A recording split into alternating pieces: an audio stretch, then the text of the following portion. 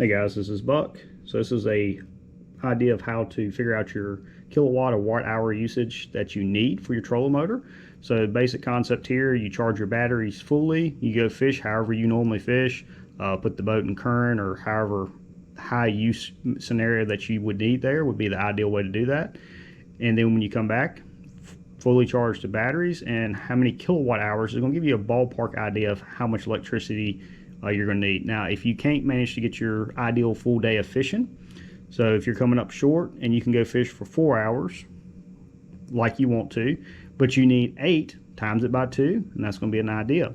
Now, the way I did mine is I actually charged some on the boat with the inverters going back into that regular plug, but that's my total usage between charging with the batteries on the boat and charging it once I got home. Now, my outboard also charges into my trolling motor battery the way I have it set up.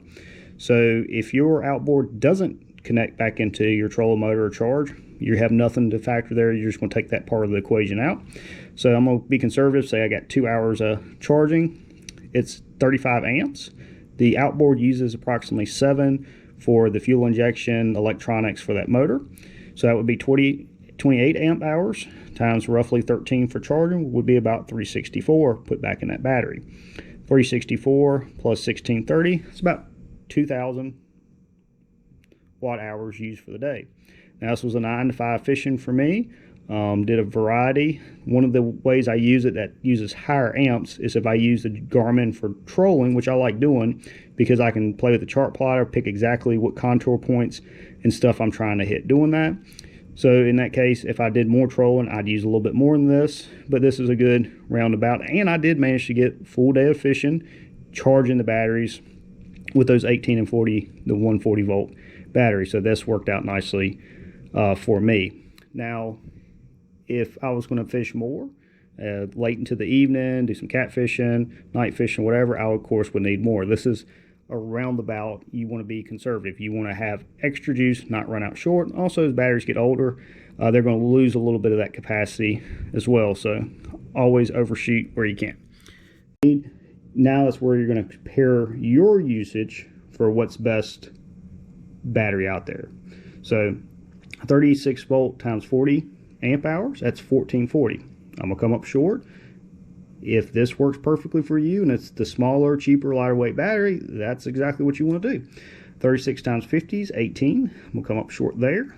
63 amp hours times 36, 2268. Now this is where I'm getting pretty close. Now again, if I run it a little bit harder or longer, I may want more. Now the other thing to keep in mind, if I was going to switch to one of these, I would probably want to put an onboard charger. And me personally, I would want to go probably with the 73. That puts me a full day of fishing. It's got reserve. And then if I have an outboard charger to put energy back in that, there goes my, if I have 2 or 3 days I can go camping, charge it while I'm running the outboard. This should handle me for a 3-day weekend fishing as much as I want to. I'm good to go.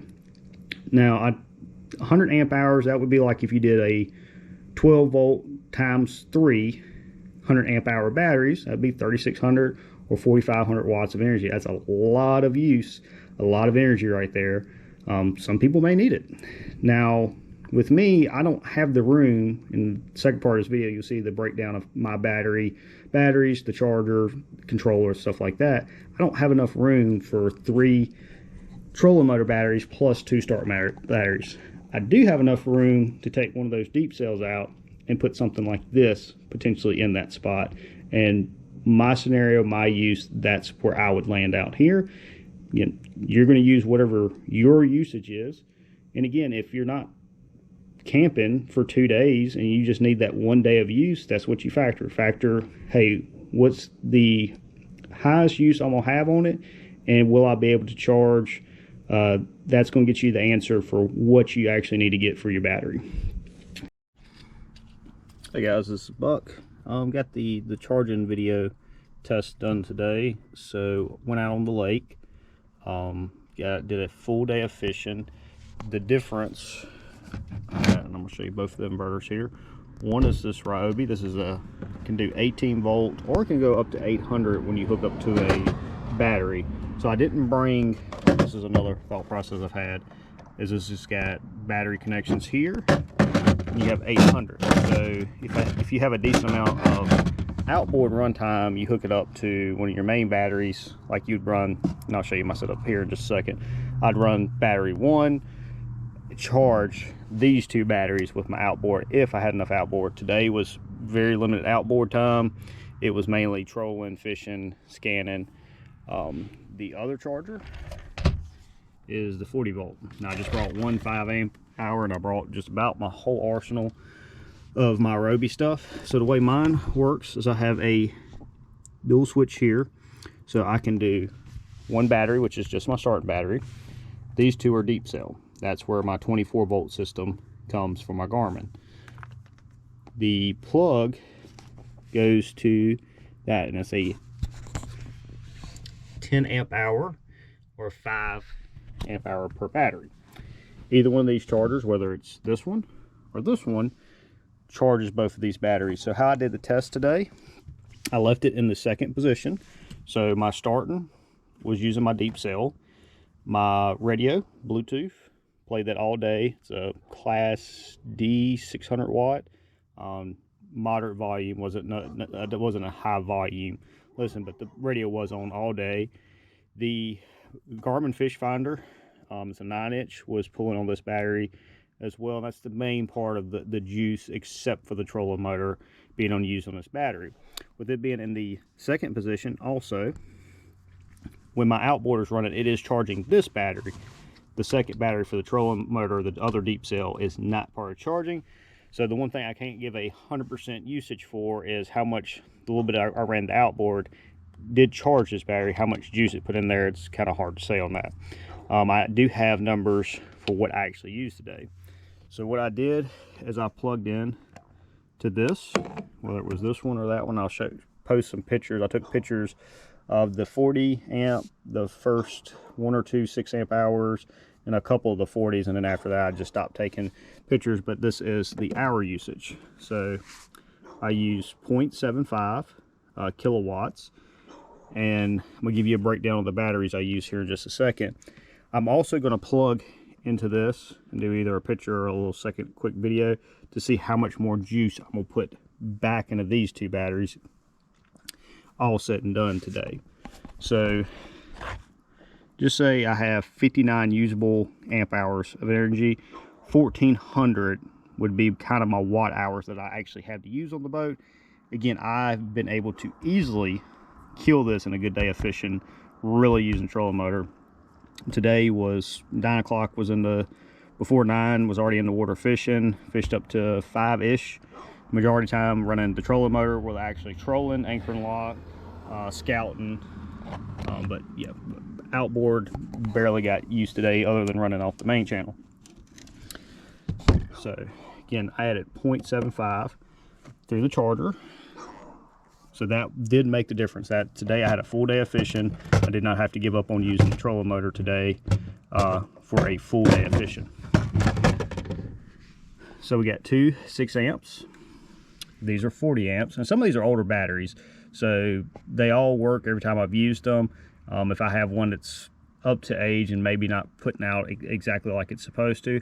I also don't know, you know, if this is really 100% depletion, because when you start talking about 18 volts in this system, you know, part of the energy gets lost, transfer, and it's got little fans in here. It's going to use some energy converting this over to 110. Also, if it's a higher amp draw, I could see it cutting the battery off a tad short to save it, depending on how the battery management system on these work. But at a 4 amp hour, and all these are 4 amps, some of them are newer, some are the old school designs. We got 1 2 3 4 5 6 7 8 9, and then we have 2 6 amp hours. So just like before, when we start talking about watt amp hours, 4 amps times 18,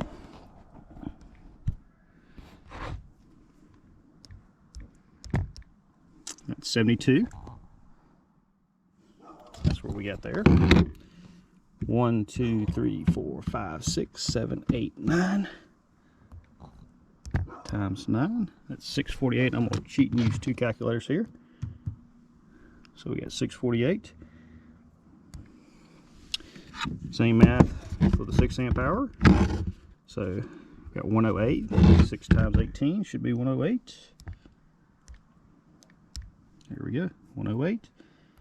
We got 2 of those batteries, so we're going to do plus 216. That's 864. I only brought one 40 volt Ryobi, but in the future, just for space, I was really kind of curious how much juice the 18 volts, how efficient that would be as well. So 180 watt hours. And again, that's going to be, oh, wait a minute, did 216, yep. And then 40 times 5 amp hours. Huh, so that's interesting the way they rate that. So they actually factor in, I guess, either the coolant or the battery management for that. So that's not a true 5 amp hour doing the math if it's a true 40 volt. So let's rate it tad less, which again, battery manufacturers, you know, they can round up, round down, however they want to do that. But we'll go with their number on the 180. That's 1,044. So out of all the batteries I ran dead, or to the point that this quit and that quit. So I got 0.75 kilowatts. You know, they don't give you an extra digit to see, but basically I'm gonna say 25% loss from what these batteries are rated for to what's put back in here. I'm gonna go back in here and do the final charge back, just for my curiosity, see partially how much energy I actually managed to use today. Again, anytime you're converting power, there's some loss there. This is just roundabout figures. If you were doing this same type math and you're trying to figure out what battery to buy, always round up, don't round down. Think, hey, maybe I need a few extra wattage on the bolt. Never hurts. Coming up short, that can run a day. Also, as batteries age, they lose a little bit of power there. It's a normal part of the process. So if you start a little higher than what you need, if you have a little bit of a loss, you're not coming up short, and as that power transitions there. So we're going to go ahead and plug this up. This is lead acid, so this is going to take a little bit to get going there. And these little things, I do like them. See, oh, forgot I would have my time on here. So 6 hours and 19 minutes is total charge time on this. 6 times 10. So I would put about 60 amp hours, just doing basic math, 10 amp hour charger on that. Or it'd be 5 per 24. I don't know how you want to factor that. But anyway, that's a decent amount of juice was added back to them batteries with this. And running the trolling motor, very similar methods, I would have come up short 2 or 3 hours early if I had just ran it like I did. So that worked for me. Again, next trip, instead of me playing with all these 18 volts, I'd bring 5 of these 40 volts, and this is a lot smaller. I could easily stick it down there in my battery compartment to finish that off.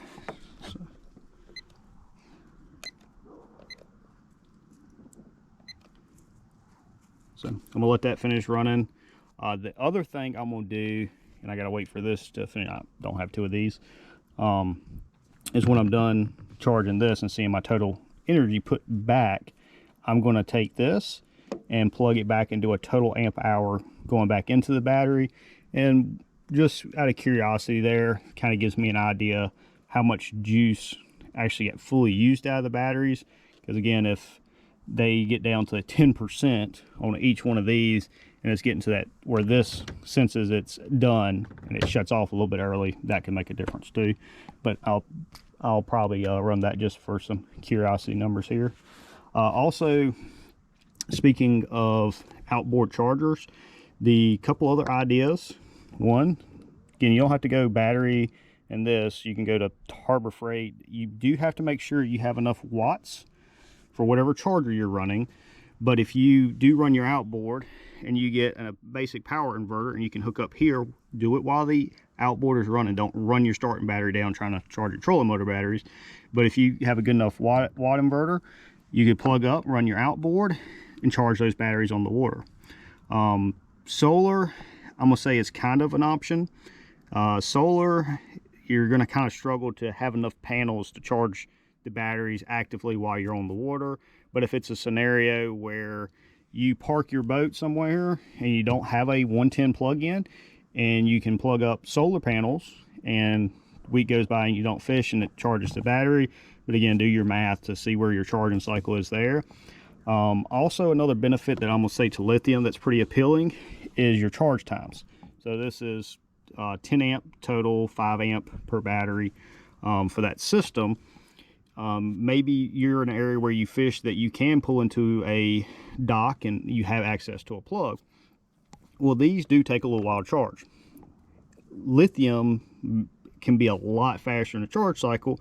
So if you do have access to hit a plug somewhere, and maybe you're halfway through and you go to a marina or something for lunch and they have a plug in there, and if you can throw a good amount of juice back in it that quick, that's another really nice benefit there. But yeah, charging cycles, do you have campgrounds that you're using? Can you run some extension cords? Can you pull the boat back out? What's your convenient way to charge that? And there's a few companies that make some outboard conversions and stuff where that's kind of an automatic system. As far as when the outboard is running, as soon as it senses this battery, your starting battery, has enough juice, it starts converting that extra electricity over back into your charging system. It was one of them that was really nice. If I went to a 36 volt lithium, there's a company that makes a really nice charger, it seems like, just for that purpose, and I'd be really interested in that one. But anyway, when that gets done bumping up, I'll get you some final numbers there. And then the third video, if I do it, I think I am, is I'm gonna play around with building a pack out of these and see how that does runtime on the boat. But, all right, there you go. The next day. All right, so that's my total 1.63 that the beginning part of the video did the math comparison there for what you're going to use battery wise. While I was charging on the boat, I used both the 40 and the 18. I just had my access door open. I could plug it in from there. I could also manage to fit it in the compartment. That would be a little bit more of a hassle there. I would take pictures of my kilowatt hours, and that was just me kind of curious how much juice I was getting out of a 6 amp hour battery or a 4 amp hour battery on the water. The 4 amp hours was pretty quick. When I plugged those in, it didn't take long and they were needing to be replaced. This is me doing the same thing, getting that figure, just curious how much energy was used putting back in the batteries versus how much I got out of them. Just being a little bit of a nerd there. The battery pack I'm going to build is going to be at 40 volt Ryobi. I'm going to do 4 of those just for a test. If I get a couple more batteries, I might add them in.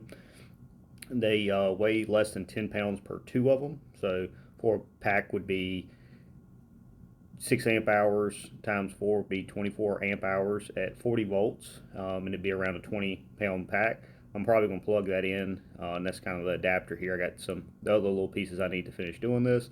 The downside that I really keep debating on these are not rated for wet environments. So if I put them in the battery compartment, or if I got caught in the rain, that is a potential worry. If I had a nice access compartment that was perfectly sealed, I could really see this being a potential. Or if I was going to throw it on the John boat for a little bit, but you do have to keep in mind it cannot get wet.